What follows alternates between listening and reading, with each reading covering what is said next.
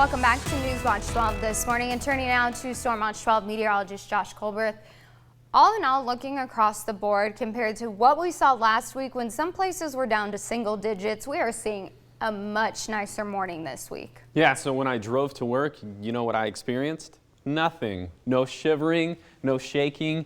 Really pleasant, and so I'm hoping you're all having a shared experience this week, as we do have very pleasant morning time temperatures, dry inland, rain along the coast, and that's because we still have this atmospheric river, also known as a Pineapple Express, that continues to work through Curry County. We haven't really seen any of it leak into Josephine County as of yet, but we are expecting some showers to maybe make their way inland, and so we'll stop this at 9:30 this morning. Still the bulk of the rain there in Brookings, so just don't be caught off guard by that in Curry County this morning. You will run into a little bit of rain, but as we head into the afternoon, early evening, this is 5:30, some of that starts to trickle inland just a little bit. This model is having a hard time even bringing it to the east of the Cascades, and by the time we get into the overnight hours, a lot of it goes right back where it came from. And then as we head into Wednesday, more of the same thing. A lot of moisture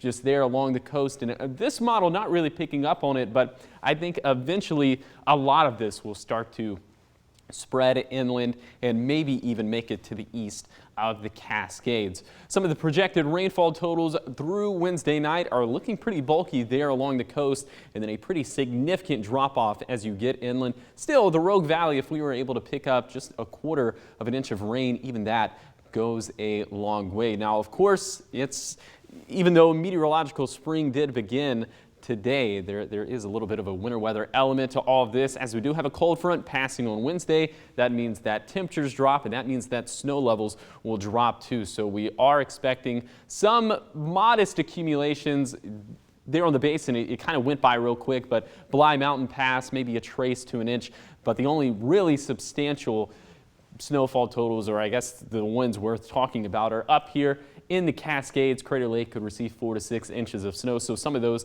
Cascade passes, and even some of these passes in the Siskiyous, as Siskiyou Summit could receive a trace to an inch of snow. It will be tough sledding as we head into Wednesday night and then going into Thursday morning. And the snow levels, they're only going down from there. So very mild today. Most of the rain, it's going to be along the coast. And then for tonight, also, all things considered, pretty mild temperatures for this time of the year. The rain goes right back to the atmospheric river there along the coast.